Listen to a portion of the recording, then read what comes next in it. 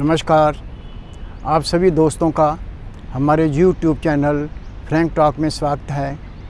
दोस्तों, पिछले वीडियो में हमने राइट टू इंफॉर्मेशन को लेकर चर्चा की थी।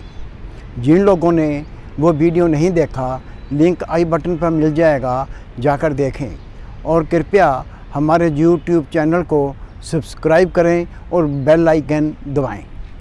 दोस्तों, आज हम हमारे देश में राजनीतिक पार्टियों को लेकर कुछ चर्चा करेंगे।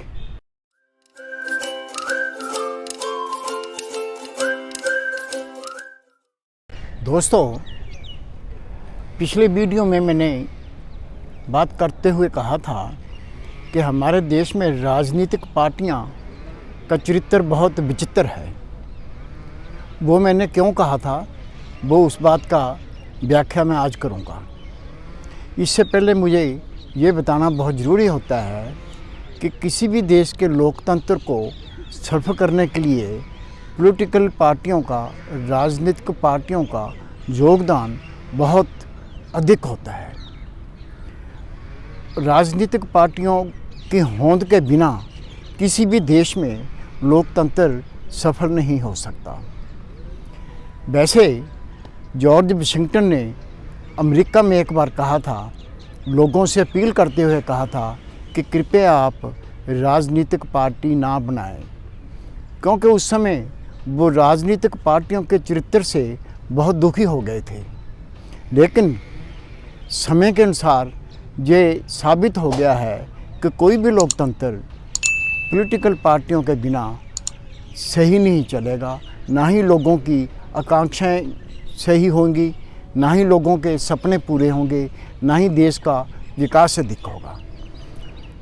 अब मैं आपको बताता हूँ कि हमारे देश में राजनीतिक पार्टियों की विचित्रता क्या है। दोस्तों, जब हमारा देश आज़ाद हुआ तब हमारे देश में सबसे पॉपुलर पार्टी एक ही थी।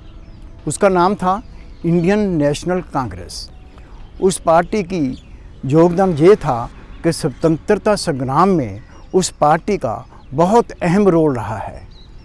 उस पार्टी की अगुवाई राष्ट्रपिता महात्मा गांधी जी ने की थी और उनके साथ ही अन्य लीडरों में पंडित जवाहरलाल नेहरू बहुत ही सक्षम नेता थे। पंडित जवाहरलाल नेहरू ही हमारे देश के प्रथम प्रधानमंत्री बने थे। भारत में संविधान लागू होने के पश्चात हमारे देश का संविधान बनाने में बाबा साहब अम्बेडकर साहब का बहुत बड़ा योगदान है। उन्हीं के संविधान के अनुसार पंडित जवाहरलाल नेहरू जी ने हमारे देश में लोकतंत्र की नींव को बहुत मजबूत किया। इतने मजबूत किया कि हमारे पड़ोसी देश में वो मजबूती लोकतंत्र की आज तक नहीं आ सकी। हमारे देश में लोकतंत्र को सफल करने में जितना योगदान हमारे पहले प्रधानमंत्री पंडित जवाहरलाल नेहरू जी का है, उतना किसी और नेता का नहीं है। उन दिनों में भी हमारी ऑपोजिशन पार्टी राम मनोहर लोहिया जी के नेतृत्व में बहुत सक्षम रोल अदा कर रही थी। लेकिन सुंदरता ये है, उस वक्त नेहरू जी ने सत्ता में होते हुए भी कभी ये नहीं कहा था कि राम मनोहर लोहिया अच्छे इंसान नहीं हैं। वो उनकी प्रशंसा ही करते थे। राम मनोहर लोहिया भी नेहरू जी की पॉलिसियों की आलोचना करते थे, लेकिन ये कभी नहीं कहते थे कि पंडित जवाहरलाल नेहरू इंसान अच्छे नहीं हैं। कहने का मतलब मेरा ये है कि उस वक्त रूलिंग पार्टी और अपोजिशन पार्टियों का आपस में जो तालमेल था बहुत ही हेल्दी था, बहुत ही पॉजिटिव था। अपोजिशन पार्टी सरकार के लिए बहुत अहम होती है, क्योंकि अपोजिशन पार्टी ने ही सरकार की कमियों को लोगों के सामने लाना होता है। अपोजिशन लीडरों ने ही सत्ता पार्टी के लीडर को ऑटोक्रेटिक होने से रोकना होता है। अगर ऐसा ना हो तो सत्तारूढ़ पार्टी देश में अपनी मर्जी से गलत काम भी कर सकती है, जो ना तो देश के हित में होंगे, ना ही नागरिकों के हित में होंगे। लेकिन समय के अनुसार पार्टियों का चलन में बहुत तब्दीली आई है। पार्टियों का दूसरी पार्टियों को देखने का दृष्टिकोण में बहुत नेगेटिविटी आई है। बात जहाँ तक आ गई है, अब के हालात ऐसे हो गए हैं कि सत्तारूढ़ पार्टी विरोधी पार्टी को ये कहने में कोई परहेज नहीं करती कि ये देशद्रोही हैं, ये देश का हित नहीं देख रहे हैं, ये दूसरे देशों से मिले हुए हैं। ऐसा पास्ट में कभी नहीं हुआ, ऐसा कभी नहीं हुआ। लेकिन अब ये जो हो रहा है उसको रोकने की जिम्मेदारी नागरिकों पे आती है। अब के दिनों में एक और बात देखने में आई है कि सत्तारूढ़ पार्टी अपनी सत्ता का दुरुपयोग करते हुए ज़्यादातर जोर दूसरी पार्टियों को तोड़ने में लगी रहती है। दूसरी पार्टियों के लीडरों को अपनी पार्टी में शामिल करने के लिए जोर लगा रही है। दूसरी पार्टियों को कमज़ोर करने के लिए सत्ता का दुरुपयोग भी शरेआम हो रहा है। ये लोकतंत्र के लिए बहुत अच्छी बात नहीं है। प्रेजेंट लोगों को ही अपनी तरफ नहीं कर रहे हैं। सत्तारूढ़ पार्टी दूसरी पार्टियों के पुराने लीडरों को भी अपना कहने में परहेज नहीं करते हैं। फॉर एग्ज़ाम्पल, सरदार पटेल हमारे देश के बहुत ही सक्षम नेता थे। वो उनको मैन ऑफ आयरन भी कहा जाता था, आयरन मैन ऑफ इंडिया उनको कहा जाता था।